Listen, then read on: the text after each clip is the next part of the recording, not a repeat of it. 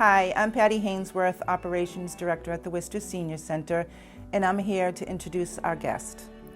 Based on his award-winning book, 7 Steps to Managing Your Memory, What's Normal, What's Not, and What to Do About It, Dr. Andrew Busdon will explain how individuals can distinguish changes in memory due to Alzheimer's versus normal aging, what medications, diets, and exercise regimes can help, and the best habits, strategies, and memory aids to use in several simple steps.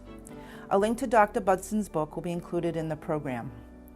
Educated at Haverford College and in Harvard Medical School, Dr. Busdon is Chief of Cognitive and Behavioral Neurology at the Veterans Affairs Boston Healthcare System, Director of Education at the Boston University Alzheimer's Disease Center, Professor of Neurology at Boston University School of Medicine, and lecturer in neurology at Harvard Medical School. Enjoy the program. Hi, I'm Dr. Andrew Busdon, and I'm going to tell you about the 7 steps to managing your memory. So we're going to do a combination of some PowerPoints as well as just my talking to you like I'm doing right now. This is a little bit about me here. I'm the Chief of Cognitive and Behavioral Neurology at the Veterans Affairs Boston Healthcare System. I'm also a professor of neurology at Boston University School of Medicine. I direct the education and outreach programs at the Boston University Alzheimer's Disease Research Center, and I'm also a lecturer in neurology at Harvard Medical School. And I'm going to be talking with you tonight a little bit about the 7 steps to managing your memory book. That's my only disclosure, is that I do generate a small amount of income for selling these books. I think it's about 75 cents a book. So you see, it's not a way to become rich and famous, but it is a good way to distribute information, which is why with my co-author, I wrote this book on managing your memory. And we have also recently written a book on helping individuals whose loved ones are in the moderate to severe stages of dementia. How do you manage all the problems that go along with that as well? But you don't need to purchase these books to take advantage of them. They are available in most libraries, almost all libraries. So for this talk, we are going to focus on the 7 steps to managing your memory. And we're going to cover all these different topics here. But before we get into the 7 steps, I'm going to begin by talking about what you know about normal memory and what you may not know by reading a little bit from the preface. And although I cannot actually see any of you here and now, I want you to play along. And as I read off each of these scenarios in the preface, if you think that this scenario is just something that happens as someone gets a little bit older, I want you to give me a thumbs up and say, oh, I think that's just fine. If, on the other hand, you say, wait a minute, that could be the start of Alzheimer's disease or another type of dementia, give me a thumbs down to say, wait a minute, I don't think that's correct. So here's the first scenario. So you walk into a room to get something and you forget why you're there. What do you think? Is that normal thumbs up or not normal thumbs down? Well, that one is normal. Woo, thank God, right? If that one wasn't normal, we would all be in trouble, right? How about this one here? You're having trouble remembering some of the details of your life, such as your wedding. What do you think? That normal thumbs up or not normal thumbs down? A little trickier, right? Okay, let's take a look at another one here. When you are driving and not paying attention, you take 1 or more wrong turns and you end up somewhere you did not intend to be. What do you think? Normal or not normal? These are tricky, huh? How about this one here? You have difficulty finding your car in a parking lot. We all hope that one's normal, right? And how about my all-time favorite? Your family tells you that you've asked that question before. Normal or not normal?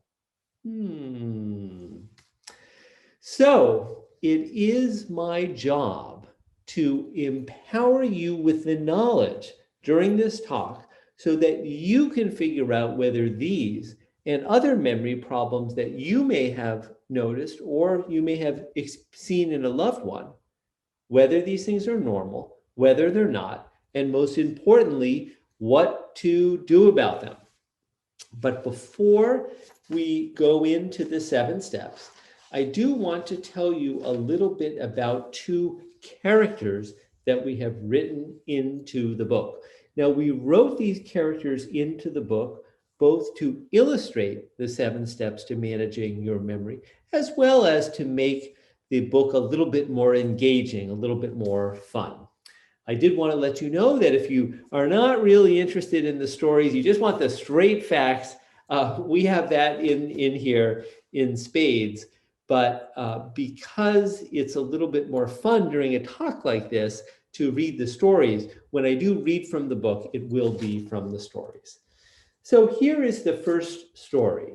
This is about Sue. That could have been embarrassing, Sue thinks to herself. She was halfway through lunch with her closest friend before the name of her friend's husband came to her. How could I have forgotten, she thinks again. She was able to remember everything about him except his name. Now, Sue was able to cover for this little memory lapse. In fact, she's become quite good at covering for memory lapses such as these and laughing it off when the lapse was noticed. Sue herself, however, isn't laughing. Sue is worried about her memory. Worried, in fact, is a bit of an understatement. She is absolutely terrified that she is developing Alzheimer's disease. She just turned 80, the same age that one of her friends, Mary, was diagnosed with the disease. Now, Sue has not mentioned her concerns to her friend or her children. Her children would only worry and overreact, and she doesn't need that. Her friends wouldn't be interested in hearing about her concerns either. It would only make them anxious about their own similar memory difficulties. Or worse, they would start to treat her like an invalid and stop including her in their social activities. Sue thinks about some of her other memory lapses.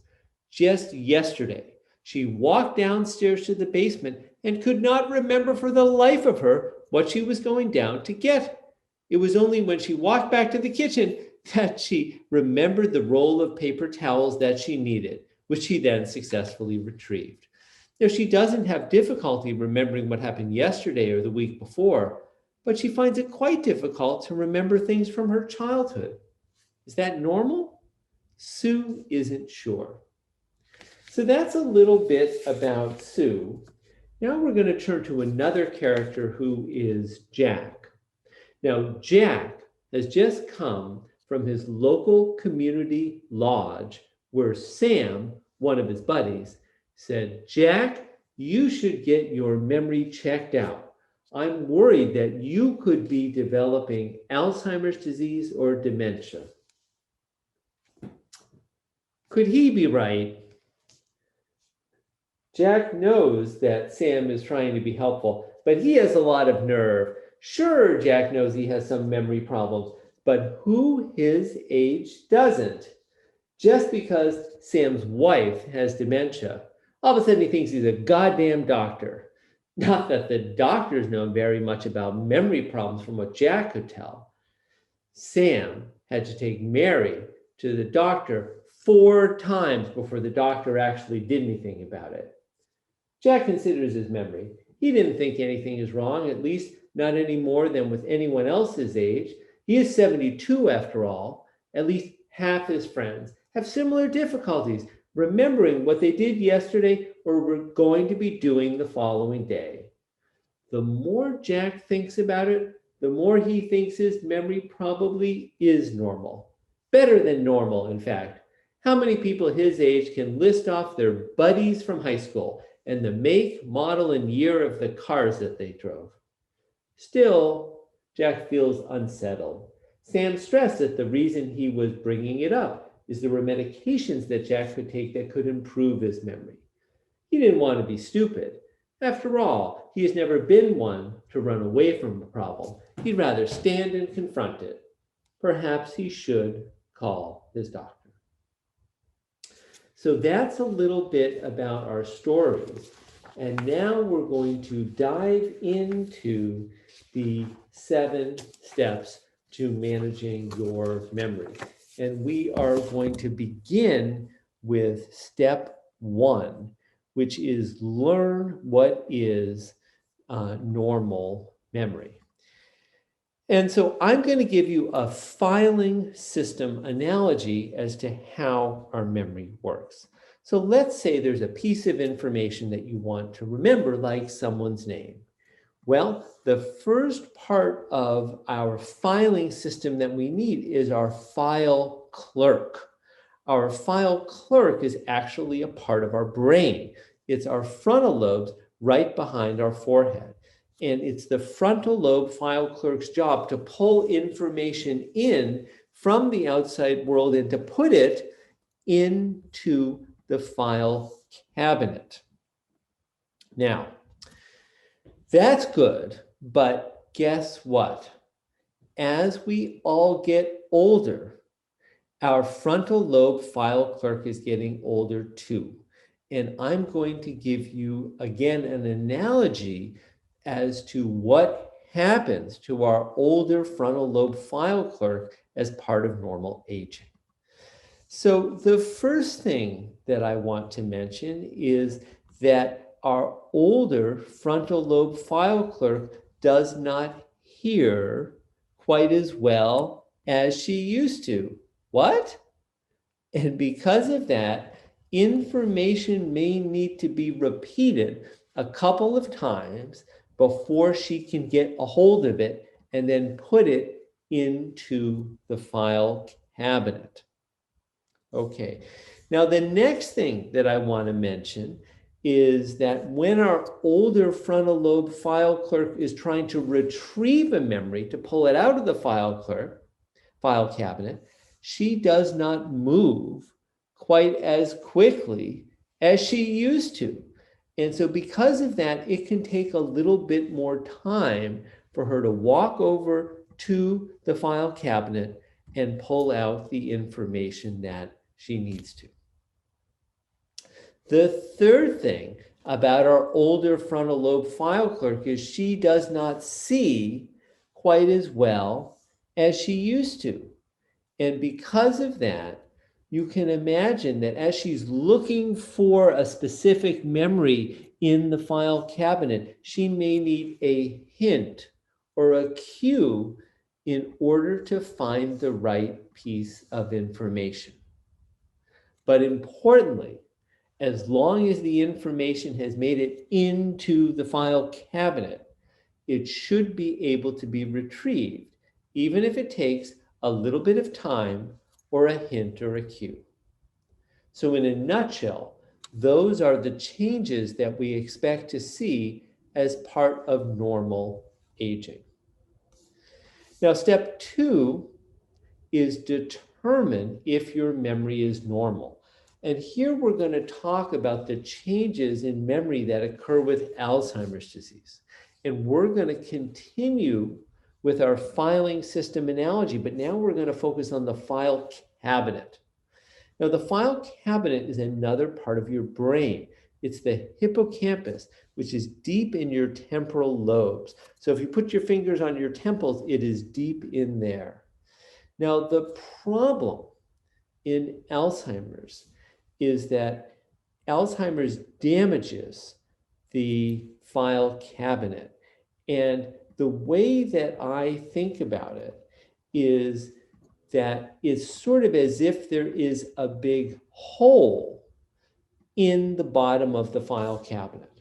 Well, if there's a hole in the bottom of the file cabinet, you can have the best, most efficient file clerk in the world pulling in the information from the outside world, putting it into the file cabinet. But what's going to happen? It's going to disappear into the hole, never to be retrieved again. And when that happens, even if you repeat information, even if you give a little bit more time or a hint or a cue, it cannot be retrieved. And when that happens, we call it rapid forgetting, because it's as if the information is rapidly lost. And when that happens, the memory is gone for good. And that is never normal. It should always be evaluated. Now we're going to catch up with Sue to talk about some of the other problems that can occur in Alzheimer's disease. Now you may recall that Sue is worried about her memory, and one of her good friends, Mary, has Alzheimer's. Sue is talking with Mary's husband, Sam, to find out a little bit more about Alzheimer's. How did it start with Mary? Sam looks closely at Sue, seeing the worry in her eyes. Well, everybody's different, but I think with Mary, it began when she got lost while she was driving. Mind you, I didn't know what was going on at first. I just knew it would take her a long time to go from one place to another. Looking back, I also began to realize that she was traveling to fewer places. It was as if the circle of where she would go was getting smaller and smaller and smaller. First, she didn't drive into the city. Then she didn't drive on the highway. Then she didn't drive anywhere new. I didn't think it was a big deal at first. Who really wants to fight the traffic in the city or on the highways anyways? But the red flag to me was when I got a call from the doctor's office at 2 o'clock in the afternoon saying she had not shown up for her 1 o'clock appointment. So now I'm starting to get worried. Did she have an accident? Was she okay? A few minutes later, she comes through the door in tears, telling me she could not find the doctor's office. That was the thing that really made me realize that something is wrong. So let's talk about getting lost for a minute. Anybody of any age can get lost. You make a wrong turn, something doesn't look familiar, bam, you're lost. But what do we all normally do? Well, we can pull out a map from our glove compartment, or this day and age, probably more likely from our cell phone. We can use our GPS device, or we can pull over and ask for directions. And using any of those methods, we're back on our way. But in Alzheimer's, paper maps and phone apps and GPS devices can be complicated and confusing to use. We can pull over and ask for directions, but they're often long and detailed and hard to remember. And for these reasons, it's so easy to get lost when someone has Alzheimer's disease. Let's talk about another common problem, which is losing things, misplacing things. Well, that's common in Alzheimer's, but it's also pretty common in life generally. I want you to raise your hand if you have misplaced your keys, glasses, wallet, pocketbook, cell phone in the last year. Has that happened to anyone? Yeah, me too. So if you're losing things, if you're misplacing things, how do you know if it's normal or not? Well, if you were someone who every morning, all your life, you spend 5, 10, 15 minutes, hunting around the house, trying to figure out where you left those keys or that pocketbook. And now you're getting a little bit older and you're still spending 5, 10, 15 minutes hunting around the house looking for things. Well, guess what? That's probably normal for you and not something to worry about. But if you were always someone who was very organized, never had trouble finding things, and now you're having trouble finding your keys, glasses, wallet, cell phone, maybe spending 15 minutes, maybe 20 minutes, maybe an hour hunting around the house looking for these things. Maybe you had to buy a new cell phone because it never did turn up. Maybe you had to cancel the credit cards because you never could find that wallet. Well, that could be a problem. So the point I'm trying to make here is it's not only what the problem is, but it's whether it represents a change from the way things used to be. Now, the last thing I want to talk about this section is repeating questions and stories. Now, anybody can be halfway through telling a story to a good friend and you say, "Oh my God, I told you this already, didn't I?" And anybody can forget the answer to a question and ask it again. But when there is a pattern of repeatedly asking the same question to the same person again and again and again, or telling the same story to the same people over and over and over again, that is not normal. That is usually due to that rapid forgetting that we were talking about. And as I mentioned, rapid forgetting is never normal. It should always be evaluated. Okay, so now we are going to move on to step 3. And step 3 is understand your memory loss. And I'm going to begin by talking about one of the most common questions that I get asked, which is, what is the difference between dementia and Alzheimer's disease? Now, I bet everybody listening to this talk, you're familiar with the word dementia, and you're also familiar with the word Alzheimer's. But I bet relatively few of you have a really clear understanding as to the distinction between these two words. So let me talk about it. So dementia is a general term that simply means there is a decline in thinking and memory that is severe enough that it interferes with day-to-day function. And as dementia is a general term, I think of it sort of like I think about another general term, which is headache. Now, a headache can be due to a lot of different things. You can have like a muscle tension headache or a migraine headache, neither of which is very serious. But you can also have a headache from a stroke or a brain tumor, which are, of course, very serious. And with dementia, it's the same way. You can have dementia from something as simple and treatable as a vitamin deficiency or a thyroid disorder. But dementia can also be due to a variety of different brain diseases, including Alzheimer's disease, frontotemporal dementia, vascular dementia, which is dementia due to strokes, Parkinson's disease dementia, and there are many other types as well.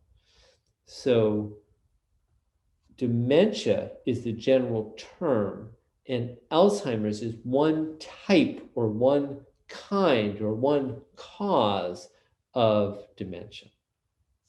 Okay, let's talk about another term, which is mild cognitive impairment. Has anybody heard of that term?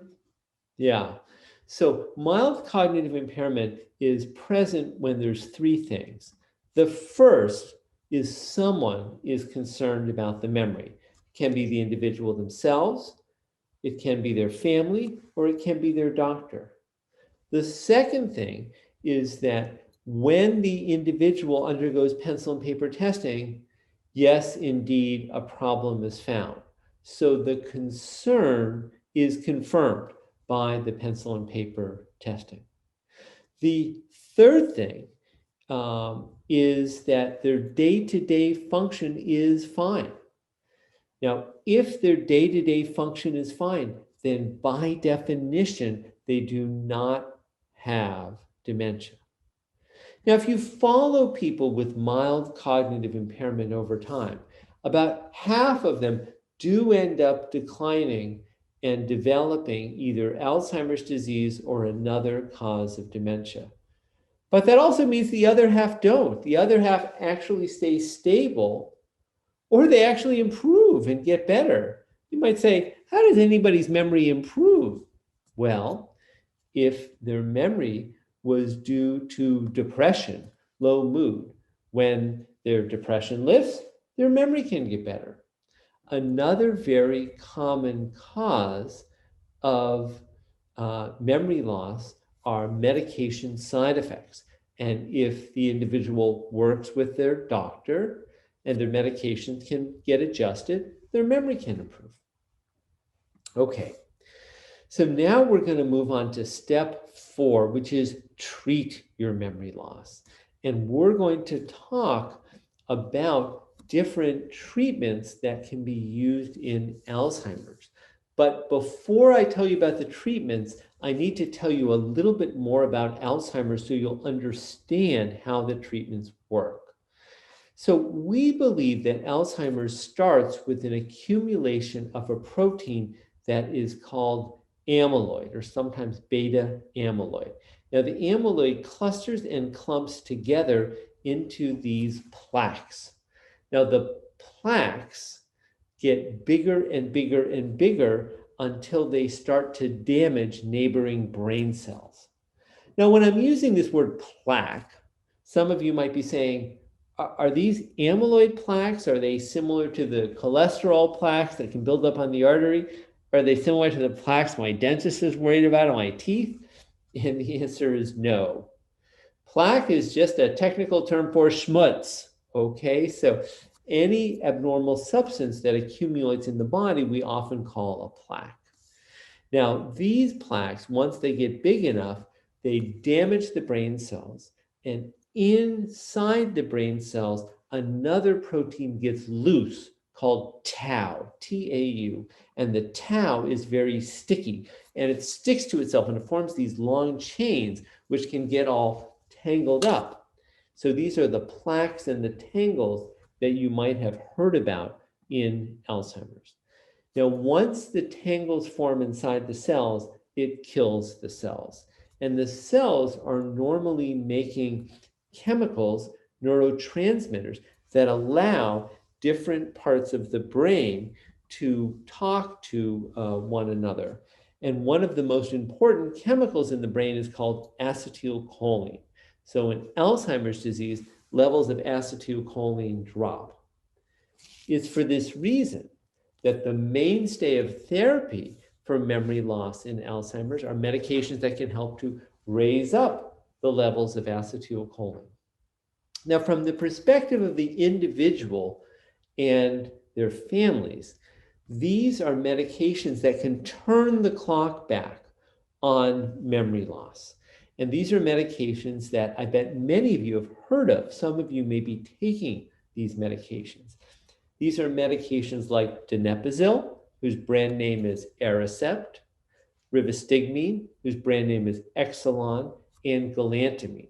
All of these medications help to turn the clock back in memory loss. And when I see an individual in my clinic, I can generally prescribe one of these medications and turn the clock back 6 months or maybe even 12 months. And guess what?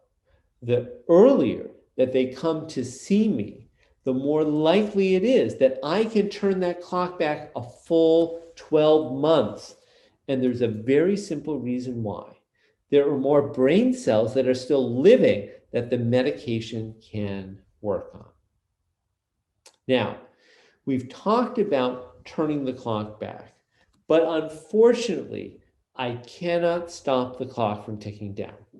So what that means is when somebody comes back and they see me 2 or 3 years later, yes, indeed, it's likely that they will be worse than when I saw them on the first day.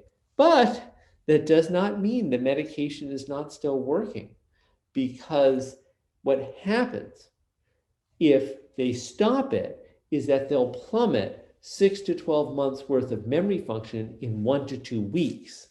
See, because the medication was still working, was still giving them that turning back of the clock. So as long as the person has a good response to these medicines, we pretty much want them to stay on it forever, okay? Or for the foreseeable future, that's for sure. Now, wouldn't it be great if we had a medication that could actually slow down that memory loss so the clock didn't tick down so quickly? And there are medications that are being developed in clinical trials that can do just that. And if you're interested in more information, you can contact me or a doctor or clinic or Alzheimer's Disease Center close to you. Okay, so now we're going to move on to step 5, which is modify your lifestyle. And we are going to again catch up with Jack. Now, Jack has been invited over by his daughter, Sarah, so that Sarah can show her father what having a healthy meal is like.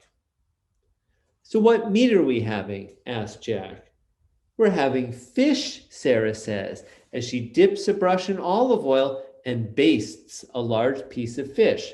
Also on the roasting pan are several garlic cloves and 2 large onions. Waiting for the fish on the serving platter are some avocado slices and lemon wedges. What? No meat? Not even chicken?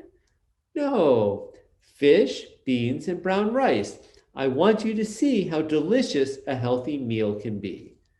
Jack inhales the aroma of the roasting fish.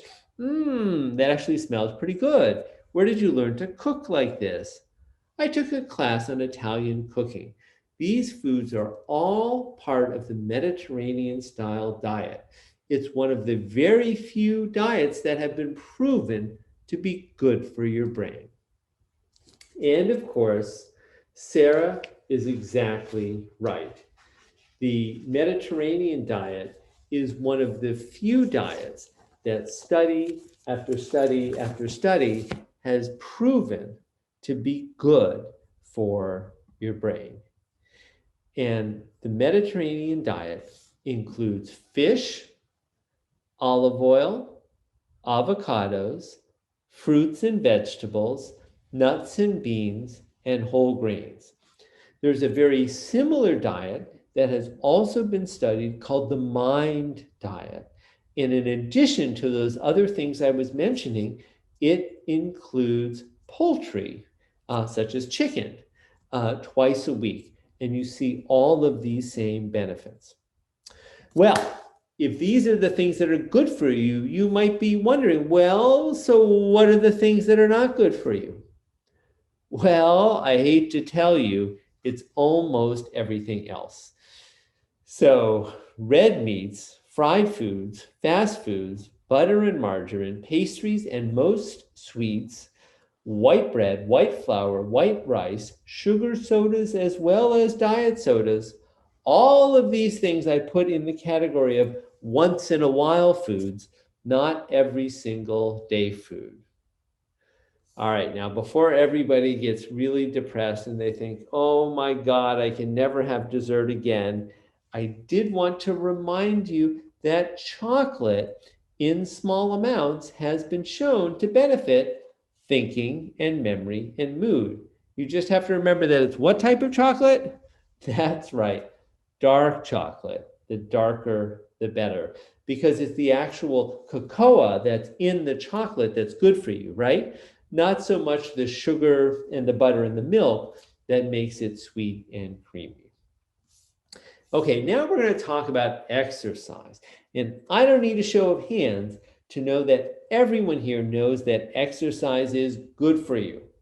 But I will bet you that I can tell you at least one new thing that you did not know before hearing this talk about just how good exercise is for you and why. But if I inspire you today and you are getting ready to lace up those jogging shoes and head out the door, before you do so, I do want you to check with your doctor and just make sure that your heart and your lungs and your bones and your joints are ready for whatever increased exercise you're going to do. But having said that, I am sure that there is an exercise that is ready for you. So you can do walking. And in fact, most of the studies that I'm going to talk about, they all use just simply brisk walking as the mode of exercise. But of course, you can do a little more. You can do some jogging. You can do biking. You can do swimming. And that's very good on the joints in particular. You can do classes like aerobics classes. You can move in a pool. And even if you can't move your legs at all, there are arm-only exercises that can give you a very vigorous workout. If you're not sure what is the right aerobic exercise for you, see your doctor. Your doctor can help. So, how much exercise do you need to do? Well, the recommended amount is at least 30 minutes a day, 5 days a week of aerobic exercise. So what's aerobic? Aerobic is exercise that gets your heart pumping, gets you breathing hard. That's how you know that it's aerobic. The other exercise that's recommended is 2 hours a week of exercise that helps with strength and balance and flexibility. So these are things like yoga, Tai Chi, Pilates, and isometric weightlifting. So you want to try to do both each week. So let's talk about some of the benefits of exercise. Well, exercise reduces heart disease and strokes. Now you may tell me that you already know that, but that's fine. It's still important because strokes are one of the major causes of dementia. Exercise also reduces falls. And if you fall and hit your head, that can impair your memory too. Well, it turns out exercise also improves depression. And we mentioned that depression is one cause of memory problems. And in fact, exercise is as powerful an antidepressant as many antidepressants that are currently prescribed today. Did you know that exercise also improves sleep? You might say, well, that's good, Dr. Busdon, but what does sleep have to do with memory? Turns out sleep has a lot to do with memory. I'm going to tell you 3 of the reasons. The first is perhaps the most obvious one, which is that if you are tired because you did not get good sleep the night before, it is difficult to pay attention. And if you can't pay attention, you won't be able to learn new information. The second thing I want to mention is that we all make a little bit of this beta amyloid protein during the day. But in the evening at night, we clear away the protein. So it's important for that reason so we don't build up those amyloid plaques. But the third reason is we need good sleep to keep our memories for a lifetime. So we talked about this file cabinet, the hippocampus in our temporal lobes, where all the new memories are formed. But it turns out there's other parts of the brain, other cortical regions, where all the older memories are stored. And this transfer process going from the new memory file cabinet to the older memory file cabinet happens during sleep. And so we need our sleep for that. But the most exciting thing I want to tell you about exercise is that exercise actually releases growth factors in the brain that allow us to grow new brain cells. And guess where there are more new brain cells grown than anywhere else? That's right, you guessed it, and it's right on the slide, in the hippocampus, in our new memory file cabinet. And the growth of the new brain cells is so large, so abundant, that even in as little time as 6 months, you can see the increase in size of the hippocampus on an MRI scan. So people sometimes ask me, Dr. Busdon, isn't there some magic bullet out there that can really improve my memory? I say, yes, there is. It's called exercise. Exercise truly is the magic bullet.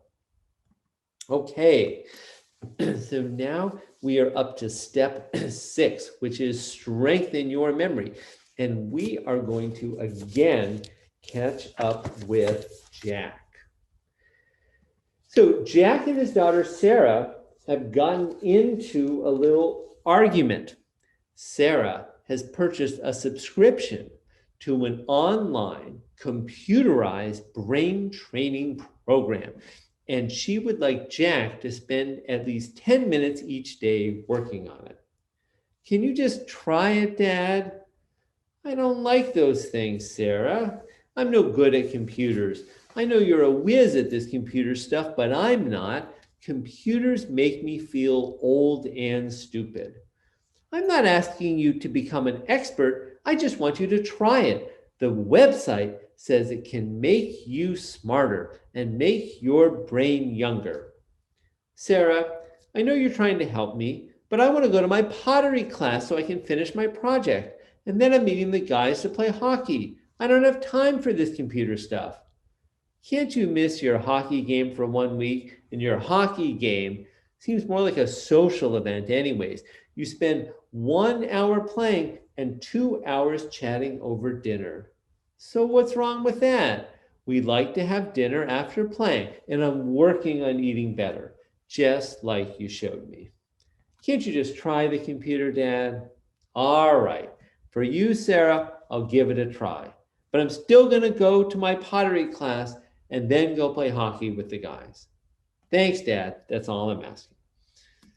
Jack looks at the clock. Okay, he thinks to himself, I can spend 10 minutes on this computer stuff and still have time to go to my class and then get ready for hockey. Jack completes the first set of exercises on the computer. Well, wasn't as bad as I thought, although I don't feel any smarter. So what the studies show is if you spend time on crossword puzzles or Sudoku or computer games, you get better at crossword puzzles or Sudoku and computer games. It simply does not translate to overall brain function. But there are some things that do, and guess what? Jack was doing all of them. So the first thing we already talked about, right? He is engaging in aerobic exercise, and we talked about how important that is. The second thing we also talked about, which he's learning on eating better. He's eating a Mediterranean style menu. But the third thing that's so important is social activities. And study after study after study has shown us that social activities are really important for our brain health and our thinking and memory function. Another thing that's been shown to be helpful is if you want to engage in cognitively stimulating activities that really will help, they have to be new. They have to be different. They have to be things that will stretch yourself. Okay, it can't just be the same old thing again and again. So sometimes people ask me, well, I play a musical instrument. Does that count? And my answer is it counts if in addition to playing the same tunes you played for years, you also play new tunes or really stretch yourself and try a new genre of music. The last thing that, although it sounds just like sort of pop psychology and not real, it has actually been shown to really be beneficial. And that is keeping a positive mental attitude. And we think that the reason a positive mental attitude is so important is for all the obvious reasons. People with a positive attitude are more likely to be social and engaged in life. People with a positive attitude are also more likely to take care of themselves and eat right and exercise. So what about those brain training games? Not enough evidence yet, but I'm sure they're much better than TV. Okay, now another thing I want to mention briefly that we have put into the book is all sorts of different memory strategies. So we talk about how you can improve your ability to pay attention using mindfulness, how if you repeat information that's spaced out over time, you're going to remember it for a very long time. You can make connections and associations between two things you're trying to remember. That's a great way to help you remember them, as is creating visual images. That's another way that can really help you to remember information. You can even combine this with putting the images of the items that you're trying to remember in different locations in your house, in your mind. And then when you want to recall the items in the house, you just simply walk through the house and you can retrieve the information. You can create a catchy rhyme and remember information for a very long time. And we also have a whole section in the book about names, whether it's learning new names from people that you're just meeting, say at a cocktail party, or it's not those names that are the difficulty, perhaps, but remembering the names of people you've known for 30 years. How do you retrieve those names quickly when you need them? We talk about how to do that as well. And we also have a whole section about different memory aids. So everything from sort of a memory table, like where you put your keys, glasses, wallet, pocketbook, cell phone, so you don't forget them. We talk about how you can use a pill box, and there's different types of pill boxes that can be helpful. A calendar or a planner is, of course, a must. A notebook is helpful. To-do lists, little post-it notes, using your smartphone and different apps to help you remember things. Memory aids can be for everyone. Now, there are some golden rules that can help you to use your memory aids more effectively. And the first golden rule is don't delay. So if you have gone through the trouble of putting a little alarm on your phone or your watch to remind you to take a pill, when the alarm goes off, don't delay. Take the medication right away, or you might forget. The second golden rule is keep it simple.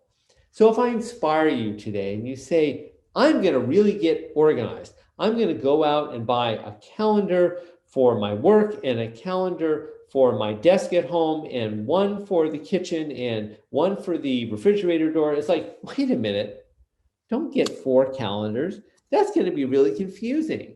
You're going to always be copying things from one calendar, put it into another. You may mix up things. You may forget to write things down. It'll just be a disaster. Keep it simple. Just use one calendar and bring it with you everywhere. And maybe snap a few pictures of it from time to time with your cell phone, just in case the calendar gets lost. Finally, the third golden rule is make it routine. Although a lot of these different strategies and memory aids we've talked about may sound like a lot to learn, once you get in the habit of using these aids day in and day out, they will become part of your routine. You won't even think about them, and you'll just use them. Well, the last step is plan your future. And here we talk about, so what do you do if you have some memory problems? How do you still do all the things you enjoy doing in life? How do you keep working if you're working? How do you do your hobbies safely? How do you keep driving and do that safely? We also talk about, how do you know when is it time to retire from that job? How do you know when is it time to hang up the keys and let other people do the driving? So those are the 7 steps to managing your memory. And if you're interested in more information, you can take a look at the book. And as I mentioned, most libraries have a copy of the book, so I encourage you to do that. You can also go to my website, andrewbudsonmd.com. There's information on there. and some handouts that you can download as well. And I have my email address on there. Feel free to email me questions about you or a loved one. I'm always happy to answer. And you can follow me either on Twitter or on my Facebook page. So thanks very much, everyone. Hope this was helpful. Talk soon. Bye-bye. Thank you for watching. I hope you enjoyed the program, which is brought to you by Dementia Friendly Worcester, a Worcester Senior Center initiative. This program is one of several presentations happening during the month of April, bringing awareness to the impact of dementia on families and community members in Worcester. Watch for the signature event, City of Worcester Alzheimer's Community Forum, occurring on April 14th, on this channel or wherever you watch Worcester Senior Center Stay Connected programs. Thank you.